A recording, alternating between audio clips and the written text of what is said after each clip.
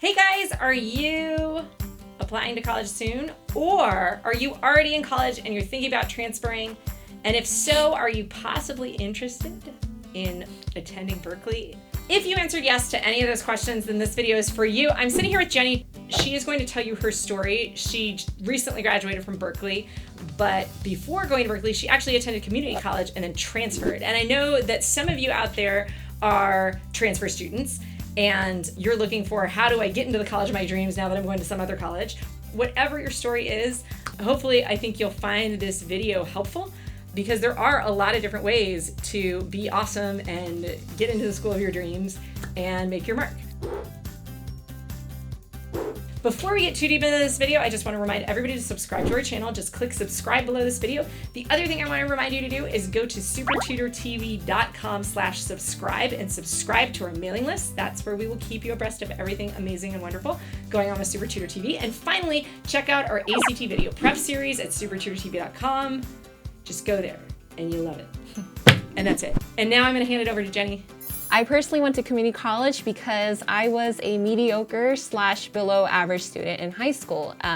I honestly didn't really care. I did want to go to a university after, but I was under the impression that I didn't have to work hard and I would just magically get into the school of my dreams, but that was not the case.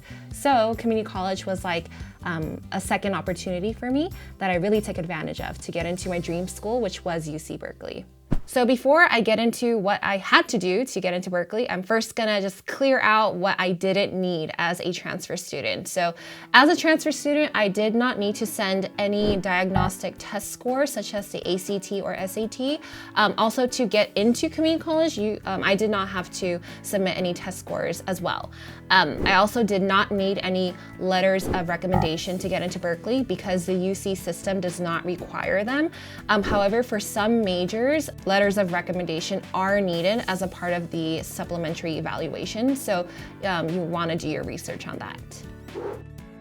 Let's move on to academics and grades, which I believe is probably the most important factor in transferring successfully. So there were two main differences in regards to my academic experiences in high school as opposed to community college. So in high school, you can have a weighted GPA. You can take AP classes, honors classes that boost your GPA so you can go over a 4.0.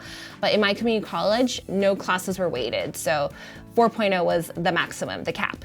So in my 2 years at my community college, I got a 3.86. I took a total of 20 courses, 5 courses each semester, and I ended up getting 18 A's and 2 B's.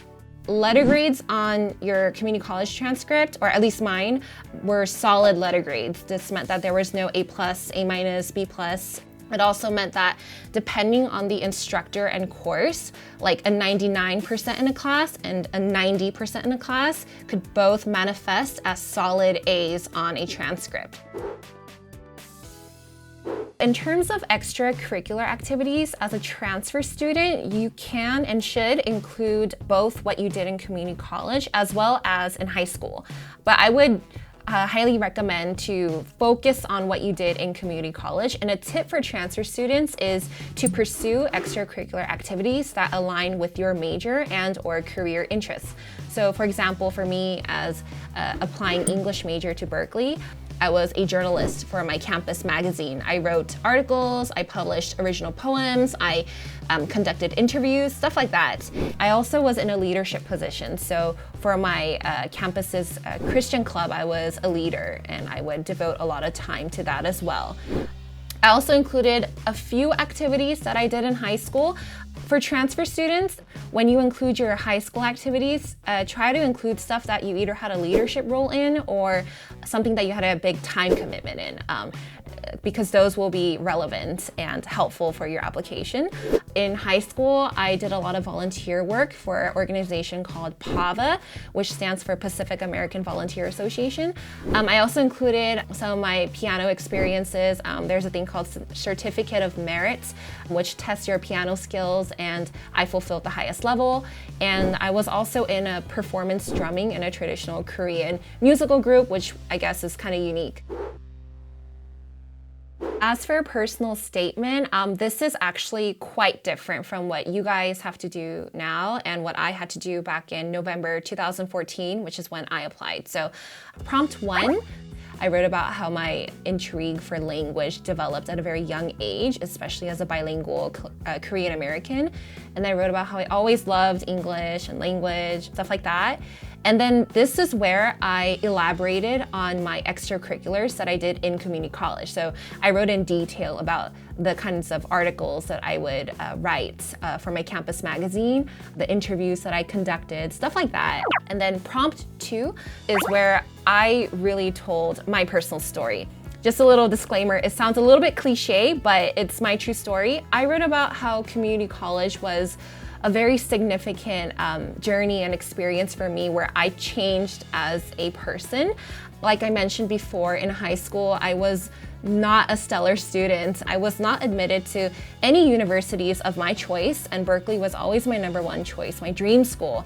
So when I got all those rejection letters, that was a huge reality slap for me across the face, and I realized that, okay, wow, like I really need to do something. So I viewed community college as a second opportunity as well as a final chance. Like I could not mess this up because there would be no more grace shown to me after that. So back then, before I enrolled into community college, I actually deleted all forms of social media in one night to eliminate any potential distraction that I may have during my 2 years in community college. So I got a clean slate in community college, and I went with a very goal-oriented mindset to get accepted into Berkeley, and I had the opportunity to start fresh. And I just really wanted to take advantage of my time at this community college institution. And then I wrote about my actual experience in community college and how it helped me grow. When I started taking all these general educational courses from psychology to geology to economics to everything in between, I started to develop a really big intellectual thirst for knowledge, for learning new things and new concepts and new subjects. And to close off this prompt, I wrote that I discovered that I inherently possess strong willpower, self-control, and that I am very determined and I'm very goal-oriented. And yeah, it all sounds kind of tacky and cheesy, but this was my personal experience. So with that, I want to give a word of advice for personal statements. I really believe that you should be you. Let your voice shine through, because I believe that when you are genuine, that writing reaches your reader, and that's what you want to do in your personal statement.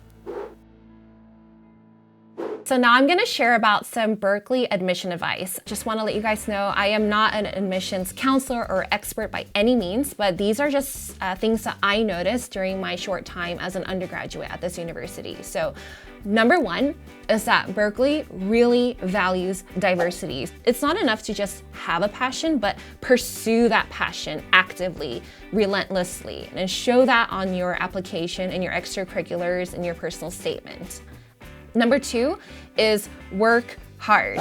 And number 3 is be a leader. Being a leader of a club, organization, or an athletic team, or whatever it is. I also have some very helpful information regarding the transfer admissions process. The first is IGETC. IGETC kind of looks like this. This is from my community college. It stands for Intersegmental General Education Transfer Curriculum. So what this basically is if you go to a California community college, you can take some courses that fulfill your general ed that you would have to take anyway at a 4-year university. So personally for me, I completed all of my general education at community college. So that in Berkeley, I just needed to take my major classes, and I even had room to take some fun classes.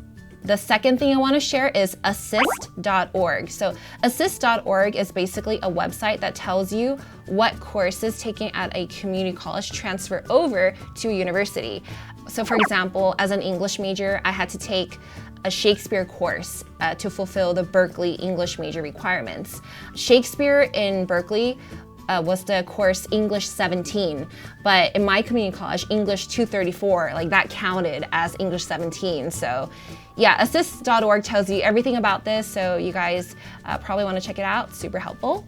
Thank you everybody for watching Super Tutor TV. Make sure to comment, like, subscribe. If you guys have any questions, comments about Berkeley admissions, transfer admissions, please feel free to leave a comment below.